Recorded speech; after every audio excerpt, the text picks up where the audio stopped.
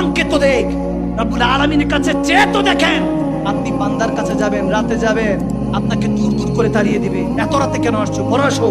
আপনাকে মাহফিলের জন্য যান, মাদ্রাসার জন্য যান, ভালো কাজের জন্য যান, যে একটা মেয়ের বিয়ে হচ্ছে না, যত ভালো কাজের জন্যই যান না কেন, দূর দূর করে এই রাতে তাড়িয়ে দিবে।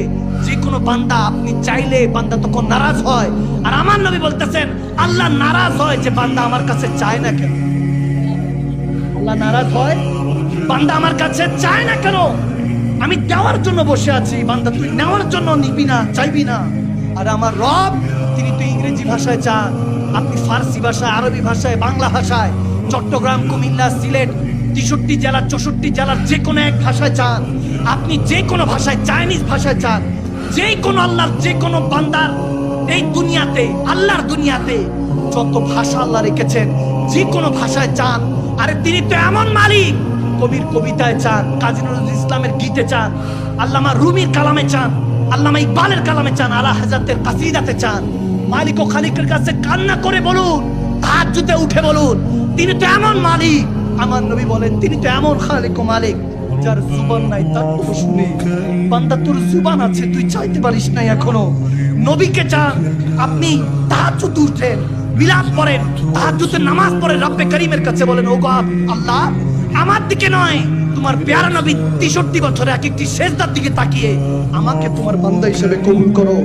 কতজন কত দোয়া চাইতে আসে, হুজুর এই দোয়া করেন, ওই দোয়া করেন। একটা বান্দা আসলো না, হুজুর এই দোয়ার জন্য এসেছি, আল্লাহ রাসূলকে কিভাবে পাবো, সেই কামলিওয়ালা নবীর দিদার কিভাবে পাবো। অথচ সেই নবী আমার সাথে দেখা করার জন্য নাকি রব্বি হাবলি উম্মতি বলে এখনো কাঁদছেন মদিনায়।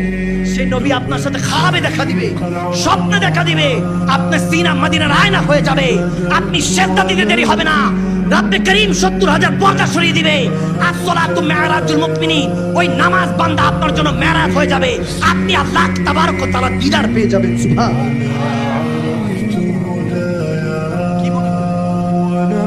কি ভাবেন আপনি? আল্লাহ তাবারক ওয়া তাআলা আপনাকে পাঠিয়েছে এমনি। বাবা আদম সন্তান এখানে যে হাজার হাজার আশিকরা, সব নবীর শাহজাদা, সব নবীর শাহজাদা। আবারও বলছি সব নবীর শাহজাদা, প্রিন্স। আজকে নবীর শাহজাদারা কি করছে? এক শাহজাদা আরেক শাহজাদারে কাটে, মারে। কিসের আশায়?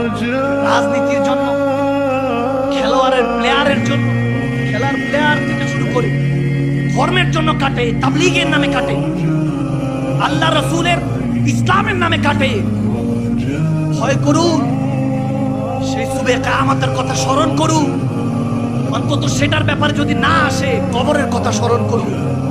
কবর ওই গর্তটা যেটা একদিন আপনার জন্য খোঁড়া হবে বান্দা।